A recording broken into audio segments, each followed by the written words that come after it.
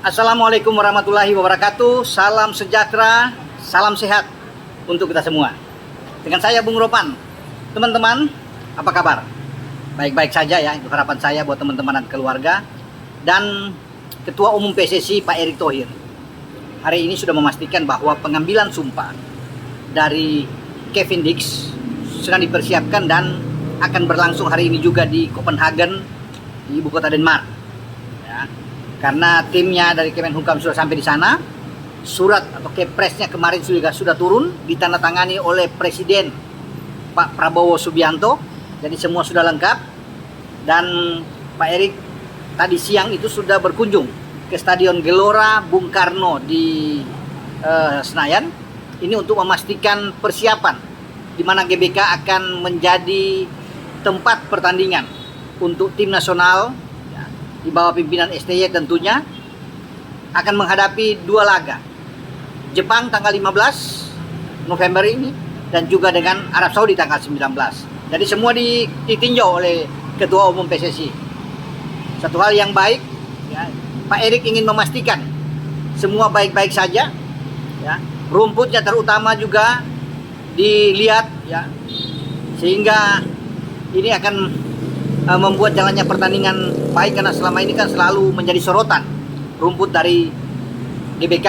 Jadi di hadapan juga awak media ya, dan menanyakan soal semua tentang persiapan tim Indonesia, juga tentang persiapan pengambilan sumpah Kevin Dix dijelaskan dengan baik oleh Pak Erick. Dan Pak Erick juga mengatakan, jadi sudahlah bagi kita semua ya, gak usah membeda-bedakan, mendikotomi ya, soal pemain-pemain yang diaspora ini yang sudah bersedia untuk melepaskan warga negara mereka di Belanda dan sekarang memilih Indonesia karena memang punya garis keturunan.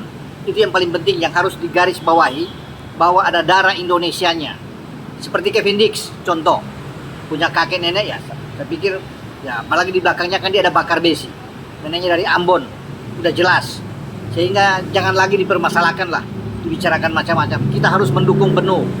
Ini adalah anak bangsa ya. Mereka juga punya hak untuk bisa memilih menjadi warga negara Indonesia, dan kita welcome, terbuka. Apalagi yang dibutuhkan adalah negara yang membutuhkan mereka, karena mereka punya kemampuan untuk memberikan yang terbaik di cabang sepak bola ya. Tidak sembarang PSSI atau pemerintah memberikan warga negara ini, apalagi harus lewat DPR RI ya, di Komisi 10, Komisi 13. Kemudian bagaimana juga harus dilihat surat-suratnya Kemenkumham dan Kemenpora ya. Jadi memang selektif benar yang terpilih. Banyak mungkin yang ingin masuk, tapi harus dipilih yang terbaik. Kevin Dix salah satu. Kalau banyak juga yang mempertentangkan, membicarakan ini, ya itu yang disayangkan. Makanya jangan lagi, kita harus bisa menerima mereka, mensyukuri bahwa mereka ingin berbuat yang terbaik buat bangsa ini ya.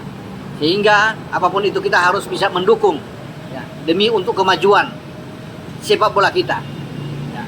Dan harapan itu tentunya harus kita sambut dengan baik, apa yang diinginkan oleh Pak Erick. Karena pemerintah mendukung penuh, Pak Presiden Prabowo itu mendukung penuh.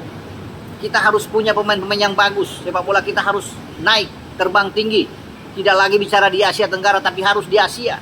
Ini luar biasa, kita sudah sampai putaran ketiga, pencapaian yang bagus.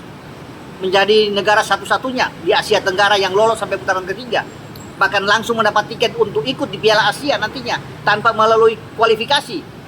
Ini oke ya, dibandingkan dengan Vietnam, Thailand, semua Malaysia yang harus mengikuti kualifikasi di Piala Asia. Jadi kita sudah oke sebenarnya. Nah sekarang peluang kita belum tertutup. Walaupun kita kemarin kalah lawan China, tapi kita masih punya harapan.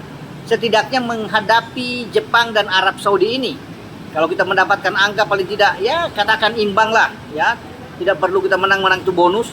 Melawan Jepang ya, Jepang adalah tim yang kuat tentunya. Tapi kita bermain di kandang sendiri. Jepang agak khawatir dengan atmosfer GBK.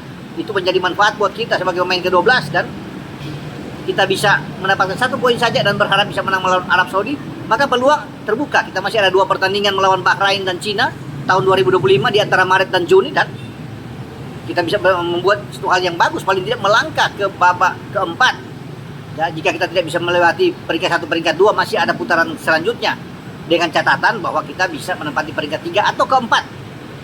sehingga kita masih punya peluang merebut 2 tiket sisa. Karena di putaran ketiga ini ada 6 tiket yang tersedia untuk bisa lolos di grup A, B, C. Nah, kita akan lihat nantinya, dan kita berharap bahwa Kevin Dix sudah bersama dengan timnas Indonesia itu bisa tersedia pada pertandingan melawan Arab Saudi tanggal 19. Syukur-syukur kalau percepatan ini dilakukan dengan baik, dia bisa bermain melawan Jepang top, ya. Karena kan ada habis pengambilan sumpah hari ini, itu langsung cepat tancap gas untuk alih federasinya. Ya semoga ya. Tapi kalau lawan Arab sudah diharapkan oke, karena pendaftarannya baru tanggal 12 November. Kalau dengan Jepang tanggal 8 hari ini. Ya makanya kan itu dikebut untuk dia bisa cepat ambil sumpah, ya. Dan kita akan menunggu nantinya kabar selanjutnya dengan pengambilan sumpah Kevin Dix, ya, pada hari ini di Copenhagen. Semua ya kita mendoakan ya, biar berjalan dengan baik, berjalan dengan lancar, dan ada kabar bagus. Ya siapa tahu ya dia bisa tersedia lawan Jepang, ya oke. Dan juga tentunya lawan Arab Saudi. Tapi kalau lawan Arab Saudi saya udah bilang tadi kan, dia pasti bisa bermain. Itu yang menjadi harapan bagi masyarakat Indonesia, pencinta sepak bola Indonesia, dengan Kevin Dix setelah pengambilan sumpah ini. Tapi kalau ketua umum sudah memastikan bahwa dia akan diambil sumpah, sudahlah aman. Tinggal kita menunggu siapa pemain berikut yang akan datang untuk salaman dengan Pak Erik. Itu kan yang kita akan tunggu, teman-teman.